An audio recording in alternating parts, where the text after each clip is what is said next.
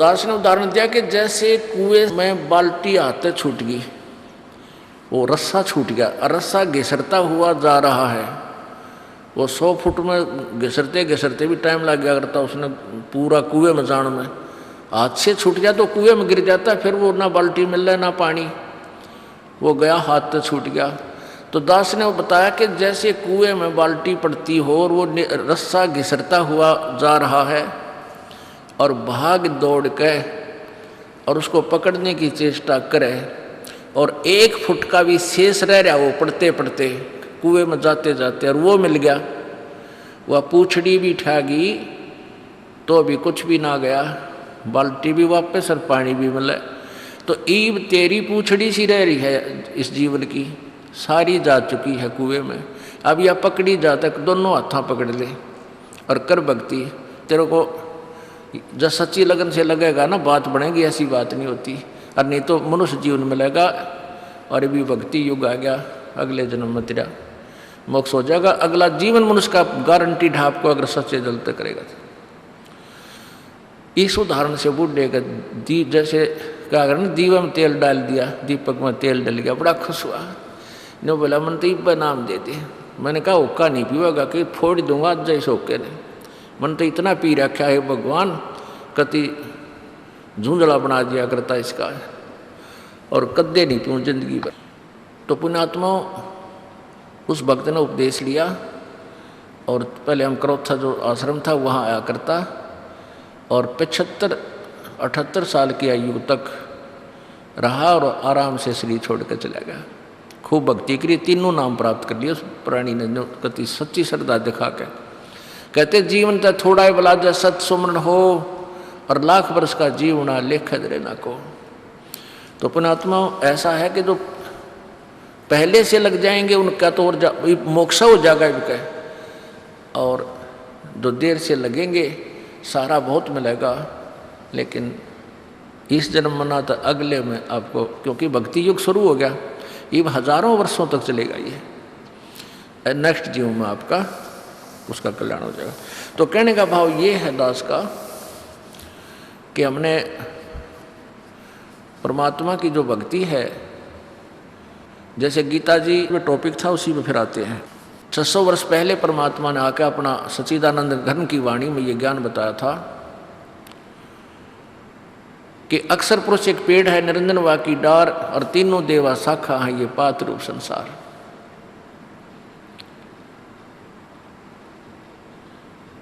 सारा एक ही सेंटेंस में, एक ही अमरवाणी की एक श्लोक में या 15वां अध्याय कह दिया, परमात्मा ने बोल दिया। ये कोड वर्ड होते हैं और कोड वर्ड को तत्वदर्शी संत ही समझा सकता है।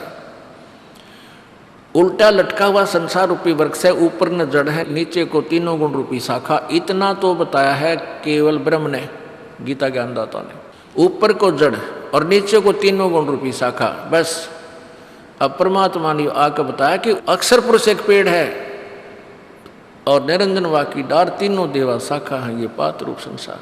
अब ये सर पुरुष क्या है, अक्षर पुरुष क्या है, परम अक्षर पुरुष क्या है और सर पुरुष क्या है, इसके विषय में चर्चा चल रही थी कि गीता जी अध्याय नंबर 8 के श्लोक नंबर 1 में अर्जुन ने पूछा परमात्मा वो तत्परम कौन सा है प्रभु, जिसको जानने के बाद फिर बुढ़ापे और इस मृत्यु के दुख से छूटने की ही प्राणी प्रयत्न करता है, चेष्टा करता है। तो बुढ़ापा जो सबसे बड़ा दुख बताया और ऊपर से फिर मृत्यु। तो जब आपको ये पता चलेगा कि कितना कष्ट है इस प्राणी को, फिर आप इस बुढ़ापे और मृत्यु को पुनः प्राप्त करना नहीं चाहोगे। अभी तो आपने एक रूटीन मान रखा है कि वह मरना जीना तो लाग रहा है, और सभी कहे भाई जन्म हुआ वो मरे भी गा, मर गया उसका जन्म भी होगा, क्योंकि यहाँ तक का यही विधान है ब्रह्म तक का।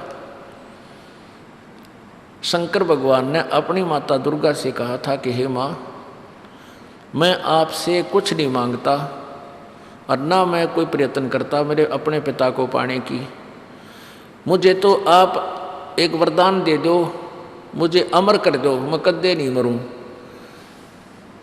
तब दुर्गा ने कहा बेटा ये नहीं हो सकता, जो जन्म गया उसका उसकी मृत्यु होगी, जो मृत्यु होगी पुनर्जन्म जरूर होगा, ये विधान है, इसको मैं परिवर्तन नहीं कर सकती इसमें।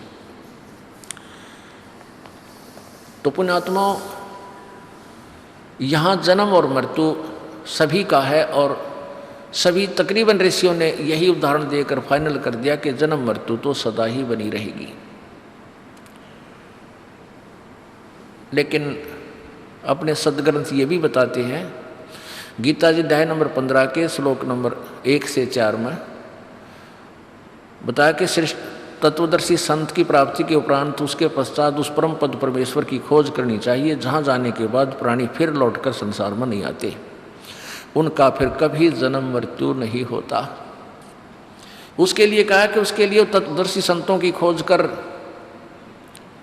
और गीता जी अध्याय नंबर 18 के श्लोक नंबर 62 में कहा है कि तू सर्वभाव से उस परमेश्वर की शरण में जा, उस तत्व ब्रह्म की शरण में जा, जिसकी कृपा से परम शांति और शाश्वत स्थान सनातन परम धाम सत्यलोक को प्राप्त होगा।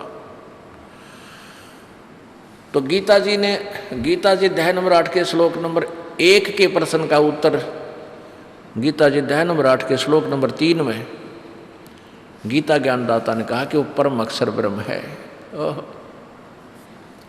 अपना आत्मा देखिएगा, क्योंकि अब गीता जी को छोड़कर सबके घराम हनुमान चालीसा हो रहा है।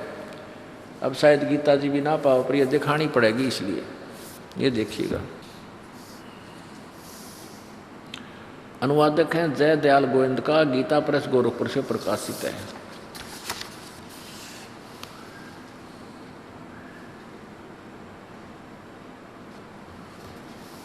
अध्याय नंबर 7 का मंत्र 29 दिखाते हैं आपको पहले।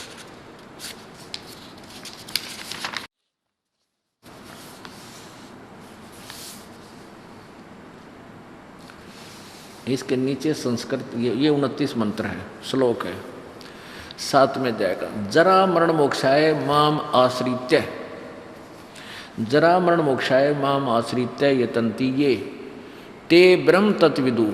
ब्रह्म तत्व ब्रह्म को च ब्रह्म तत्व कहो। विदु कृष्णम अध्यात्मम कर्म च अखिलम। इसका उत्तर यहाँ दिया है। अब गीता ज्ञानदाता कहता है कि जो ज्ञान मैं तुझे दे रहा हूँ कि तत्वदर्शी संत की खोज कर ले, ये लिखा है जो मेरे शरण होकर जरा और मरण से छूटने के लिए प्रयत्न करते हैं वे पुरुष। तत्व माने उस, और ब्रह्म माने ब्रह्म को।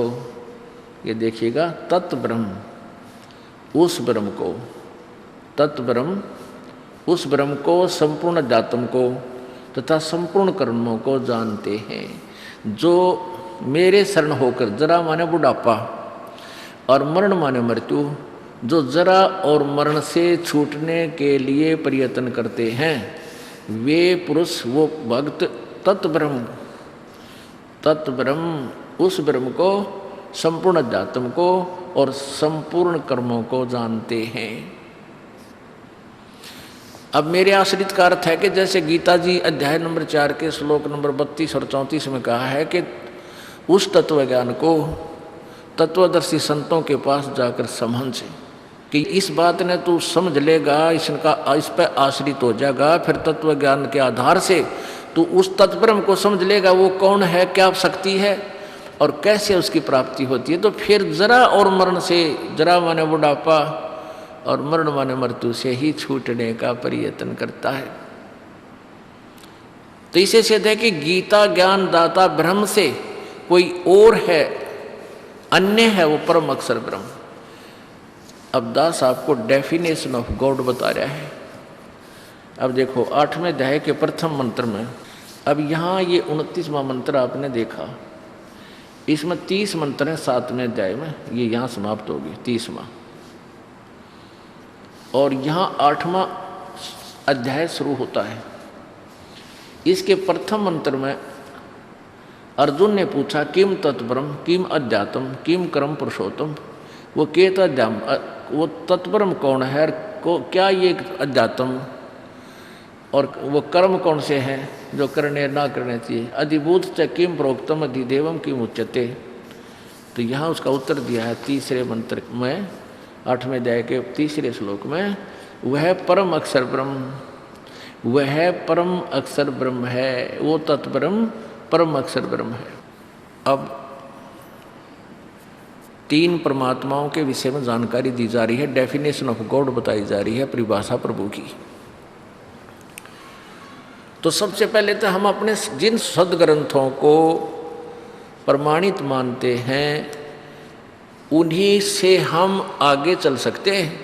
यदि आप जी पवित्र हिंदू धर्म के पवित्र आत्माएं ये इस ज्ञान को जो दास मौखिक सुनाया करता था तब तक नहीं मान सकते जब तक आप इन सदग्रंथों में आँखों प्रमाण नहीं देख लोगे। और आँखों देखने के बाद भी नहीं मानता, वो तो कति मूड बताया है। परमात्मा कहते हैं जिन चातुर प्राणियों ने, इन नकली संतों ने चतुरता दिखाकर झूठे ज्ञान पर आपको आधारित कर दिया और फिर तत्व ज्ञान आपके समक्ष, फिर भी वो नहीं मानते कि नहीं हम तो वो पूजा करेंगे, उन्हीं देवताओं को मानेंगे। उनके विषय में परमेश्वर ने अपनी सच्चिदानंद घन की वाणी में कहा कि वो चातुर प्राणी चोर हैं। वो संत, वो चतुर आदमी थे जो झूठ बोल कर गुमराह कर गए आपको, और मूढ़ मुग्ध हैं ठोठ जो, और संतों के नहीं काम के, फिर उनको दो गलजोट। गलजोटना माने एक दूसरे का रस्सा बांध दिया ना, पशु का पशु ने पहले एक पशु का दूसरे को बांध दिया करते, फिर तीसरे ने, फिर चौथे ने। तो कहते हैं जो आँखों देखकर प्रमाणों को भी नहीं मानेंगे और नहीं हमारी शरण में आएंगे तो मूढ़ है ठोठ, उन्हें भक्ति ना चाहिए, बकवास चाहूँगा तो वो हमारे काम के नहीं, वो उन्हीं के पास ठीक है। एक का नरक में चले जाएंगे, गुरु वीर शेष भी।